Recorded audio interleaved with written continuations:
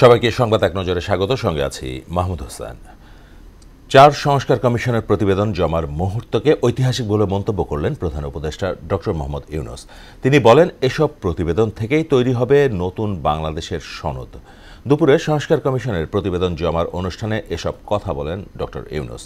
এ সময় দ্বিকক্ষ বিশিষ্ট সংসদ আর দায়বদ্ধ নির্বাচন কমিশন গঠন সহ নানা সুপারিশের কথা জানান কমিশন প্রধানরা। রাজনৈতিক দলগুলোর ঐক্যমতের ভিত্তিতে সংস্কার কমিশনের সুপারিশ বাস্তবায়ন করা হবে বলে জানিয়েছেন উপদেষ্টা অধ্যাপক আসিফ নজরুল ও আসিফ মাহমুদ।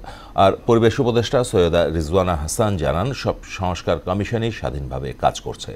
বিকেলে প্রধান উপদেষ্টার কাছে ৪ সংস্কার কমিশনের প্রতিবেদন দাখিল নিয়ে এক ব্রিফিংয়ে তারা এসব কথা বলেন।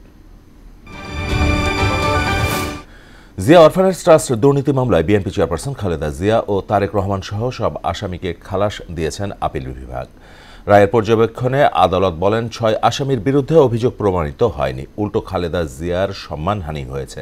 খালেদা জিয়ার আইনজীবীরা জানান, বিএনপির শীর্ষ নেতৃত্বকে রাজনীতি থেকে দূরে রাখতেই এ মামলা করা হয়। বৈষম্য বিরোধী ছাত্র আন্দোলনে গুলির ঘটনায় কিশোরগঞ্জে সাবেক রাষ্ট্রপতি আব্দুল হামিদ, সাবেক প্রধানমন্ত্রী শেখ হাসিনা, তার বোন শেখ রেহানা সহ ১২৪ জনের বিরুদ্ধে মামলা হয়েছে। কিশোরগঞ্জ সদর মডেল থানার ওসি আবদুল্লাহ আল মামুন জানান, মঙ্গলবার বিকেলে তহমুল ইসলাম নামের এক তরুণ কিশোরগঞ্জ থানায় মামলাটি দায়ের করেন।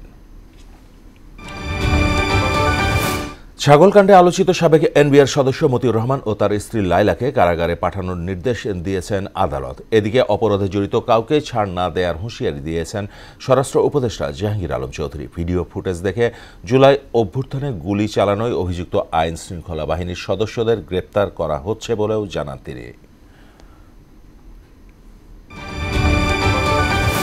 অবশেষে গ্রেপ্তার হলেন দক্ষিণ কোরিয়ার অভিশংসিত প্রেসিডেন্ট ইউন সুক ইউল। বুধবার স্থানীয় সময় ভোরে রাজধানী সিউলে ইউনের ব্যক্তিগত বাসভবন থেকে তাকে গ্রেপ্তার করা হয়।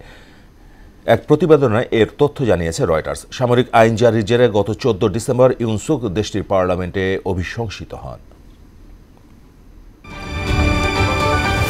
কাল থেকে শুরু হচ্ছে বিপিএল-এর চট্টগ্রাম পর্ব। জহুর আহমেদ চৌধুরী স্টেডিয়ামে ৬ দিনে হবে আসরের ১২টি ম্যাচ। খেলা দেখার জন্য বুধবার টিকিট কিনতে এসে নির্ধারিত দামের চেয়ে বেশি মূল্য নিচ্ছে বলে অভিযোগ ক্রিকেট প্রেমীদের। টিকিটের সর্বনিম্ন মূল্য ২০০ টাকার কথা উল্লেখ থাকলেও বাড়তি দাম নেয়ায় ক্ষোভ প্রকাশ করেন অনেকে। এই ছিল সংবাদ এক নজরে। সবশেষ খবর সবার আগে জানতে মোহনার সাথেই থাকুন।